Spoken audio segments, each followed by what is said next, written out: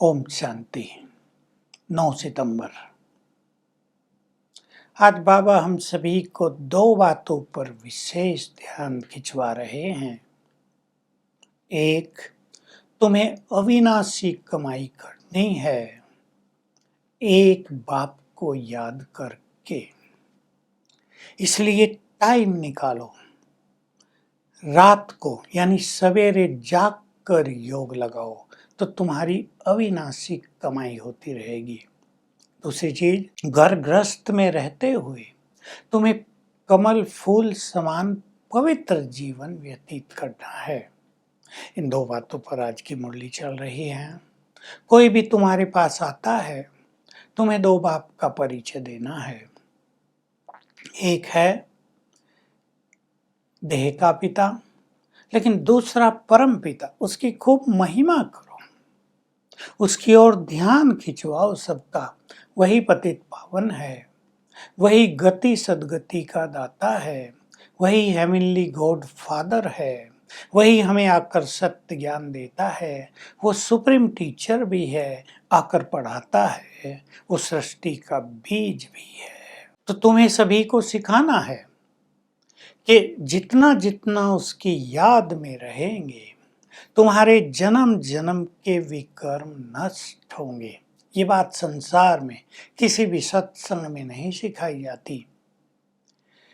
तो इसलिए अपने को आत्मा समझो, किसी भी देहधारी को याद ना करो।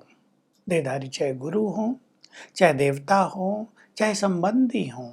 बाबा कह रहे उनको याद करने से कोई विकर्म तो नहीं बनेंगे, लेकिन विकर्म विनाश नहीं होंगे और तुम्हें वर्षा भी नहीं मिलेगा। अब ये सुंदर समय है, तुम्हें एक शिव बाबा से स्वर्ग का वर्षा प्राप्त करना है। ये भी किसी सत्संग में नहीं सिखाया जाता है। तो तुम शिव बाबा के बच्चे बन जाओ, ब्रह्मा कुमार कुमारियां बन जाओ, तो तुम्हें ये बेहद का वर्षा मिल जाएगा। देखो, ब्रह्मा और ब्राह्मण कल्प वृक्ष की जड़ों में बैठकर तपस्या कर रहे हैं। ये चित्रों में दिखाया गया है। तो तुम इस समय भारत को स्वर्ग बनाने के लिए तपस्या कर रहे हो। ये भारत एक महान देश है। मैं भारत में ही आता हूँ तुम्हें पढ़ाने के लिए, तुम्हें सत्य ज्ञान देने के लिए, और तुम इस ज्ञान को लेकर पुरुषोत्तम बन जाते हो। पुरुषोत्तम का चित्र दिखाते हैं बाबा लक्ष्मी नारायण। ये सर्वश्रेष्ठ विश्व महाराजन, विश्व महारानी, मर्यादा पुरुषोत्तम। भारत में पुरुषोत्तम मास मनाते हैं। वास्तव में ये संगम युग की यादगार है। संगम युग उस युग को कहते हैं जब भगवान इस धरा पर आते हैं, जब कलयुग का अंत होता है, सतयुग की बिगिनिंग होती है। तो बाबा कह रहे हैं मैं इस पुरुषोत्तम संगम युग पर आया हूँ, तुम्हें पुरुषोत्तम बना रहा हूँ। तो पुरुषोत्तम बनने के लिए तुम्हें वाइसलेस बनना है। वाइसलेस अर्थात निर्विकारी। ये देवी देवता सब निर्विकारी थे। ये वर्तमान दुनिया तो विशेष दुनिया बन गई, विकारी दुनिया बन गई है। इसलिए यहाँ दुख है, लेकिन परमात्मा आकर सुखधाम रचते हैं, सुख शांति का वर्षा देते हैं, तुम सभी को बहुत सुखों में ले जाते हैं।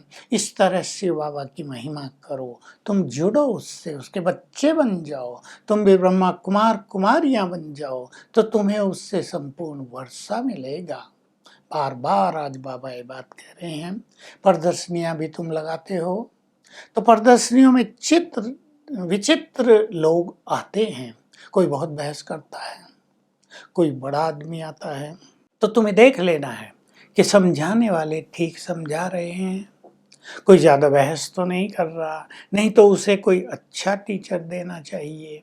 कई लोग ऐसा भी समझ लेते हैं ये सब देखकर कि यहाँ भी द्वैत है, पार्शियलिटी है, अच्छों को अच्छे लोग देते हैं, अच्छों की खातिरी कर रहे हैं। लेकिन ऐसा नहीं है, सब आत्माएं हैं। लेकिन कोई बड़ा आदमी आता है तो बच्चे उस पे ध्यान तो दिया ही जाता है।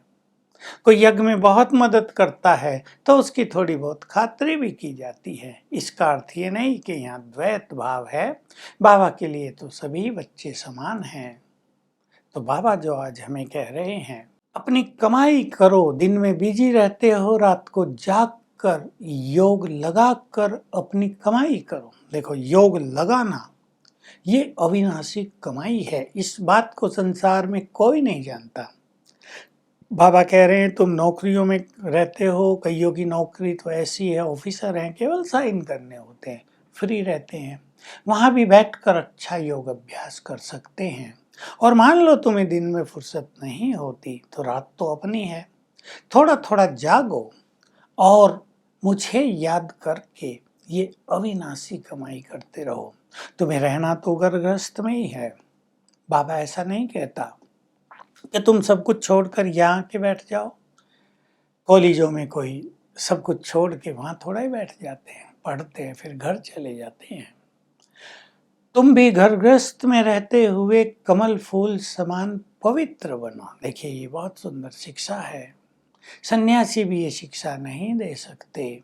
केवल बाबा ही सिखाता है कि तुम आत्माएं हो। घरगृहस्थ में तो तुम्हें रहना ही है, लेकिन वहीं पर तुम्हें पवित्र जीवन बनाना है। अब ये बात हमें बहुत सहज कर दी है बाबा ने। आत्मिक दृष्टि बनवा दी, अपने बच्चे बना लिया। कहा तुम मेरे बच्चे हो गए तो भाई बहनें हो गए हो। तुम्हारी दृष्टि जरा भी बुरी हो ही नहीं सकती।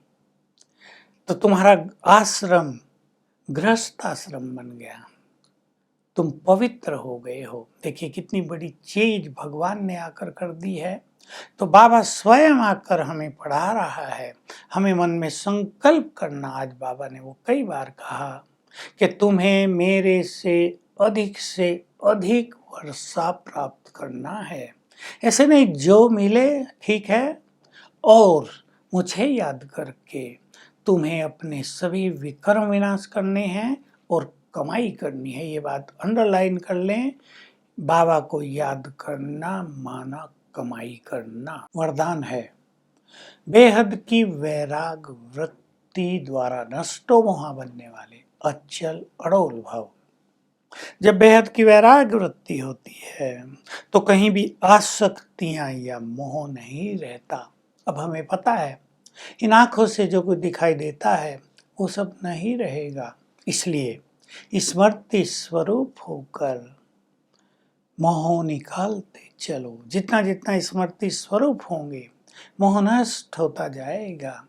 वैराग वृत्ति जितनी जितनी बढ़ती जाएगी, या आसक्तियां, लगाव, मोह वृत्ति सभी समाप्त होती जाएंगी और हमारी स्थिति अचल अड़ोल बन जाएगी। स्लोगन है, राज्य अधिकारी के साथ बेहद की वैराग वृत्ति रखना, यही है सच्चे सच्चे राज ऋषि बनना।